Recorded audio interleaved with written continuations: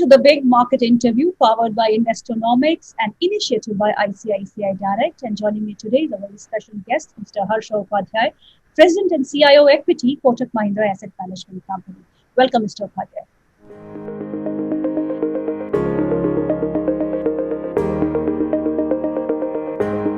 Thank you. So talking about the markets, markets are smartly holding up with no sharp corrections seen as of now. With Nifty and Sensex touching record highs, what is expected from here on? I mean, what are the levels that you're foreseeing for the markets in near future? Clearly, the underlying sentiments have been very, very positive. We expect the markets, however, to consolidate at the current levels. We have been seeing earnings growth coming by and meeting expectations or exceeding expectations for the last 3 quarters since September 2020. We have also seen sequential improvement thereafter every quarter. But as we speak, we are in the middle of the April to June quarter results season.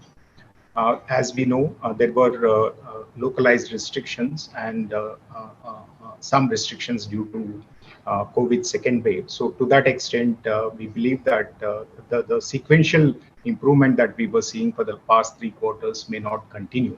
However, it will still be better than last year because last year there was a pan-India lockdown and it was much more severe in terms of impact on the economy. And even the corporates were not prepared for that kind of a lockdown in the initial phase. So overall, while things are still moving in the right direction, we could see some pause in the earnings trajectory that we have been seeing in the recent past. So to that extent, we believe that at current valuations, which are anyways higher than the long-term average, which discounts most of the upside at this point of time, we believe that the markets could consolidate for a time period. And thereafter, depending on the impact of COVID on the overall economy and how economic revival takes place, we could see further direction in the market.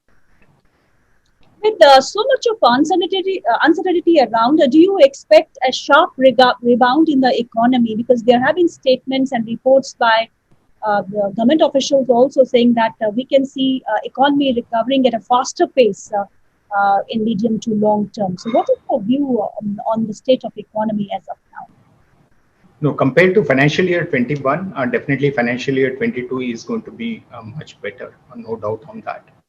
And also, as we speak, we have seen some evidence where the depth of the economic disruption was not as high as what we had seen in the first wave in this period. So, and the recovery has also been much stronger than what we had seen immediately after the first wave. So, all things are pointing to the fact that there is underlying strength in the economy. And if we don't see further increase in COVID cases, then we should see a very, very strong rebound in terms of economic growth.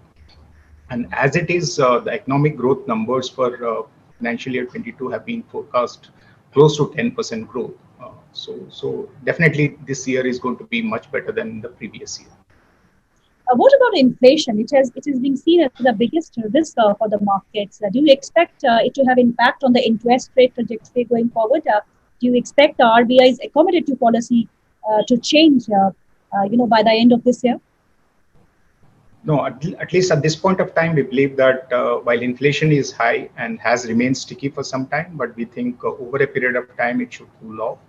Because the overall, when you look at the overall global scenario, the demand is still patchy and the growth is still not very, very strong. So to that extent, expectations of inflation has to be moderate. So we believe that this is more transient in nature. And if that were to come true, then we would expect RBI to hold rates. We do not expect interest rates to go down at this point of time, definitely. But we also don't expect it to move up from these levels. So it could be more of an extended pause given the stickiness in the inflation, which is not so bad for equities because over the last decade or so, we have seen interest rates coming off quite meaningfully.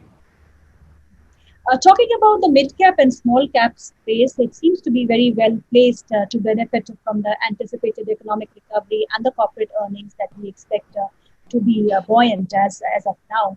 So, what is your view on this space? The kind of run up that we have already seen in mid cap and the small cap space, is more steam left?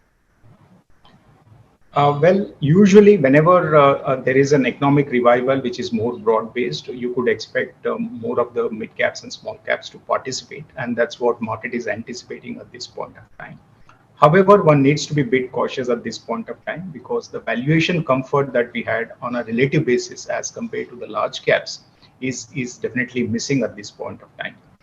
For example, same time last year, the mid and small caps were at a significant discount to large caps. But today, when we look at that discount has narrowed almost completely.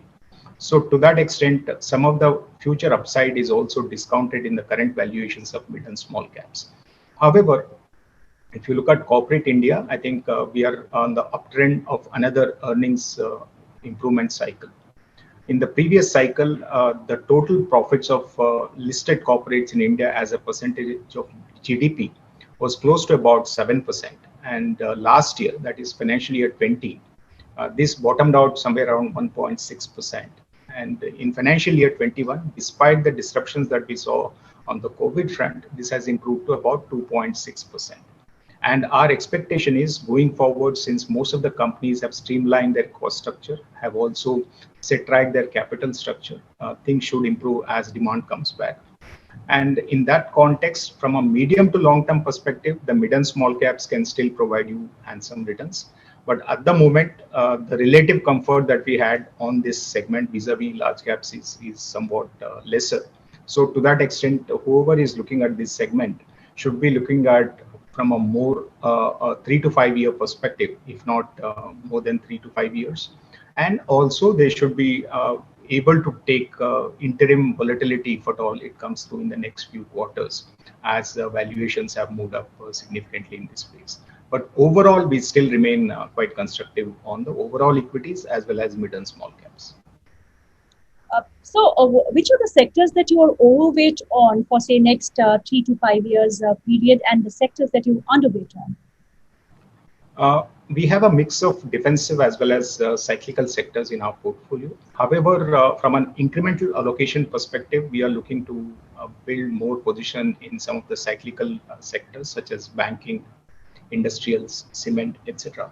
Because we believe that while the defensives have done quite well over the last 1 year, most of the upside is discounted in the current prices there. And we cannot really expect much of earnings surprise in either IT or FMCG or even pharma sector for that matter. So while it may give you a defensive tilt to the portfolio, it may not really outperform the market in case the economic recovery gains momentum. And that's what we are expecting at this point of time. So to that extent, we believe that some of the cyclical sectors that I named can provide earnings surprise on the positive side and hence have the potential to really re-rate from current levels. So that's the reason why we are looking to go a more overweight on some of the cyclical baskets at this point. Mr. Upadhyay, how do you think the China plus one strategy is going to help some of the sectors come out of the long lull that we have seen? For example, textile, chemicals that have been lying low for quite some time are now seeing some bit of an action coming back. So will this kind of momentum that we see in these small sectors which form a part of mid cap and small caps really sustain for long? China plus one opportunity is already playing out in some of the sectors. For example, specialty chemicals is one sector where this opportunity has definitely helped some of the leading Indian chemical companies to gain further market share in the exports market. And they have been adding capacities over the last few years and have been able to utilize much of that expanded capacity. So the earnings momentum in the chemical sector is definitely very, very strong. And these companies have also reached a certain level of size in terms of overall global chemicals market to really command a better market share and better profitability at this point of time. There are also several other sectors which are part of the PLI scheme that government has announced, including textiles, pharma, auto ancillaries, etc. All of this will present more opportunities for Indian manufacturers to really compete against not only Chinese but also various other global competitors. However, in terms of the lead time, I think there is going to be significant lead time for many of these industries, which are yet to make those expansions and also create that kind of a competitive edge in India. The higher the gestation period, higher the capital expenditure, it's going to be more gradual in that sense. But in sectors where the capital expenses will not be so high, and it has a potential to really come up in the next couple of years. Talking about the IPO rush that we are seeing, we have a huge pipeline of IPOs, and the kind of listings that we saw have been very good. Do you see a good return potential in terms of an average going forward for these new IPOs which will be listed in times to come? Definitely, there is a lot of euphoria in the IPO market, but one can't generalize or extrapolate what's happened in the recent past to assume that all the IPOs are going to give you listing gains, all the IPOs are going to give you gains. If you just do a study over the last decade, how many IPOs have come and where are they trading at this point of time, whether they have beaten the market or not, you will see that only a small proportion of the recent IPOs have been actually doing better than the market over the medium to long term. So clearly, while this euphoria will be there at the listing period and maybe in the short run, but over a period of time, people will look at fundamentals and see whether the earnings are growing at the rate which is higher than the market, what are the valuations, what are the risks that are there, etc. So to that extent, one has to analyze each of the IPOs in the same way as you analyze any other stock that is available in the secondary market. And also, given the kind of euphoria and the oversubscription that we are seeing, the possibility of really getting allocation or the intended allocation in some of these IPOs is also very limited. So to that extent, I would say that the euphoria should not really drive you into participating in all of these IPOs. One should evaluate each of them selectively and take a call on that. So which category of mutual funds do you think are relevant in the current market environment? What would you suggest the newcomers who are entering the markets through mutual funds? For newcomers, we generally suggest a large cap fund or a flexi cap fund because that's where most of the known names would be there in terms of the portfolio companies, and it will be less volatile as compared to, let's say, mid caps or small cap categories. So any new investor who is looking to participate in equities should ideally start with a large cap or a flexi cap and keep making staggered investments so that over a period of time they really make a decent allocation to equities and also get the benefit of long-term wealth creation. Thank you, Mr. Upadhyay, for your time. It was a pleasure speaking with you as always. Thank you so much. Thank you.